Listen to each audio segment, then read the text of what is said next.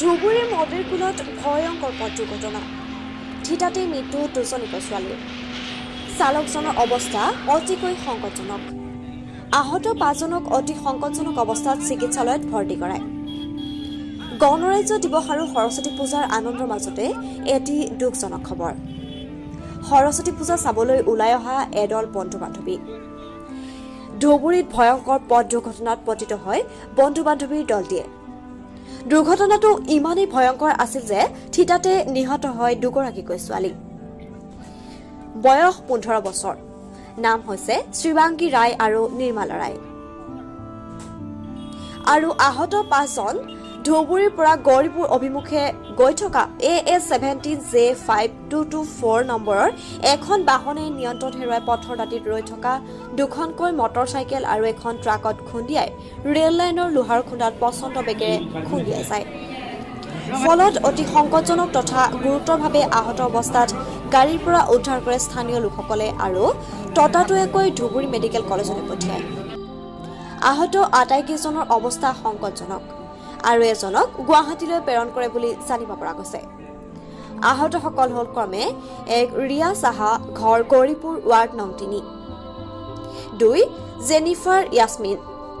বয়স 14 বছৰ গৌৰীপুৰ ইছলামপুৰ ৰিয়ান হুছেইন বয়স 19 বছৰ মাটিয়াবাগ জহিদুল হক বয়স 16 বছৰ মাটিয়াবাগ মইদুল ইছলাম বয়স 19 বছৰ মাটিয়াবাগ আহতসকলক ধুবুৰী চিকিৎসা মহাবিদ্যালয়ৰ চিকিৎসালয়ত ভৰ্তি কৰা হৈছে যদিও এজনক অতি সংকটজনক অৱস্থাত গুৱাহাটীলৈ প্ৰেৰণ কৰে আৰু বাকী কেইজনৰ ভিতৰত চালকজনৰ অৱস্থা অতিকৈ সংকটজনক বুলি জানিব পৰা গৈছে news desk report star live 24 Assam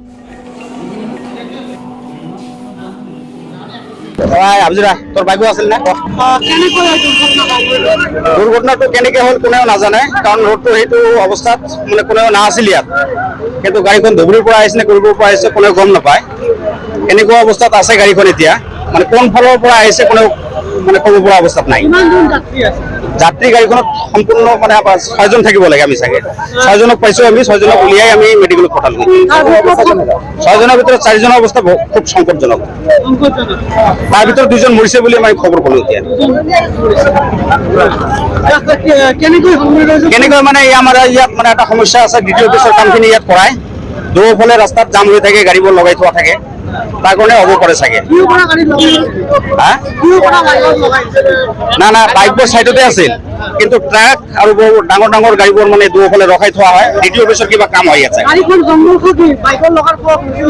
মানে বাইকবোৰ একবাৰে সাইডত আছিল একেবাৰে সাইডত আছিল গাড়ীখন স্পীডত কেনেকৈ বেলেন্স নোহোৱাকৈ মানে সাইডত গৈ বাইকখনক মাৰিলে এইটোৱে আচৰিত আমি